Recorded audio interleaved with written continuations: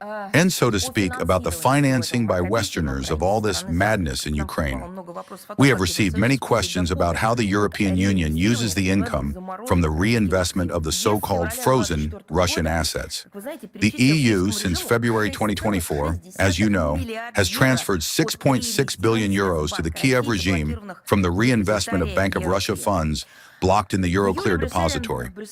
In July, Brussels intends to replenish the Ukrainian budget in the same way, by almost another 1.5 billion euros.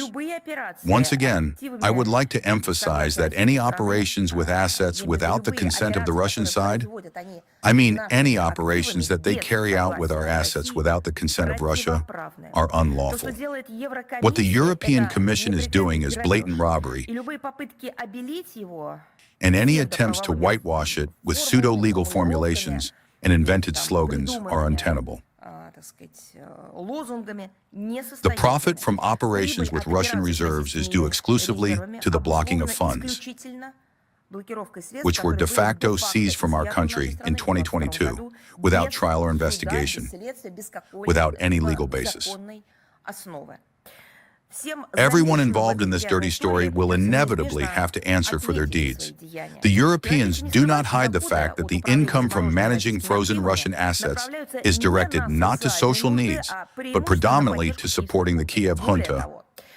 Moreover, the Ukrainian authorities openly encourage and facilitate the planning, organization, and commission of terrorist crimes, including targeted detonations of explosive devices in public places, murders of civilians, as well as detonations of critical civilian infrastructure, not only on the territory of Russia, but also beyond its borders. The Kiev regime not only does not investigate terrorist crimes and does not bring those guilty of committing them to justice, but purposefully creates a safe haven for terrorists on its territory.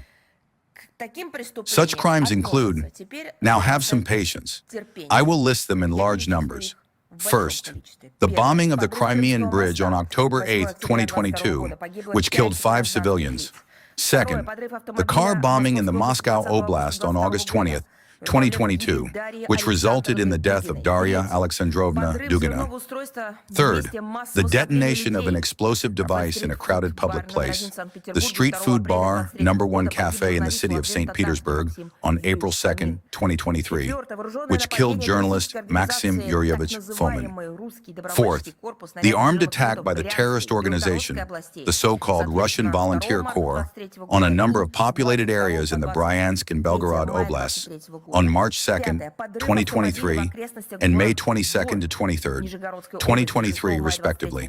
The car bombing in the vicinity of the city of Bor, Nizhny Novgorod Oblast, on May 6, 2023, which wounded writer and public figure Yevgeny Nikolaevich Prilipin and killed his driver Alexander Shubin.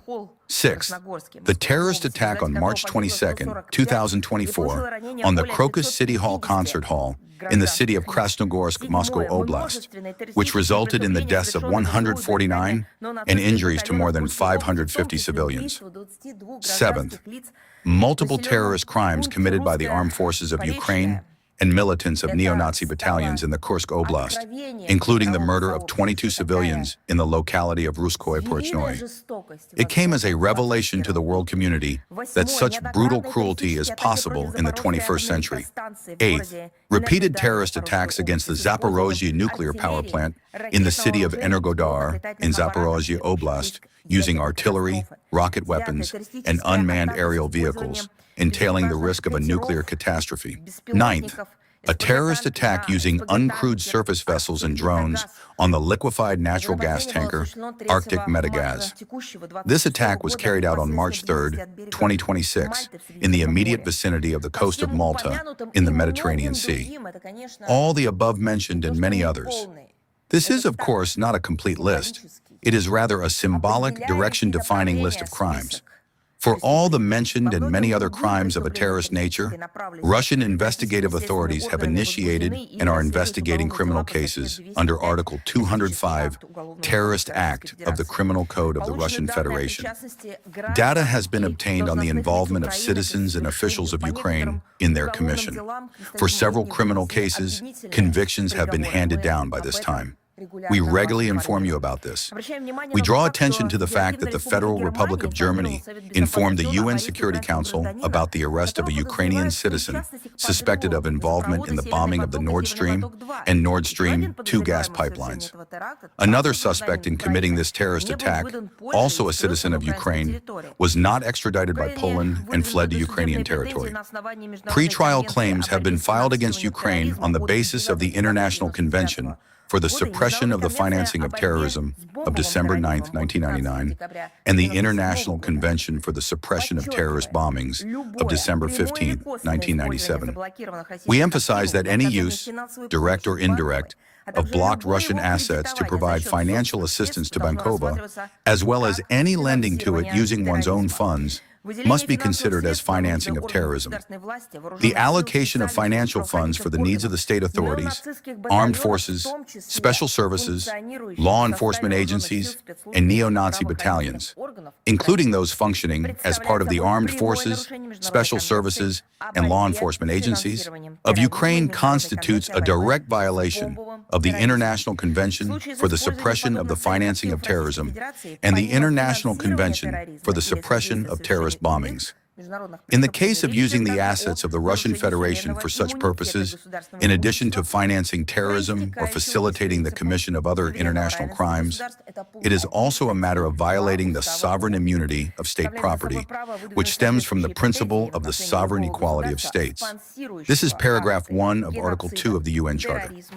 We reserve the right to put forward corresponding claims against any state that sponsors acts of genocide, terrorism, or other international crimes committed by citizens of Ukraine under the direction, through the mediation, or with the assistance of Kyiv officials. In addition, we will certainly demand compensation for the damage caused to our country in accordance with international law. In this context, we note that on May 15th, the Arbitration Court of Moscow satisfied the lawsuit of the Bank of Russia from December 12, 2025, to recover damages in the amount of 18.17 trillion rubles from the unlawful blocking of domestic assets by the Belgian depository Euroclear. We are satisfied with this decision.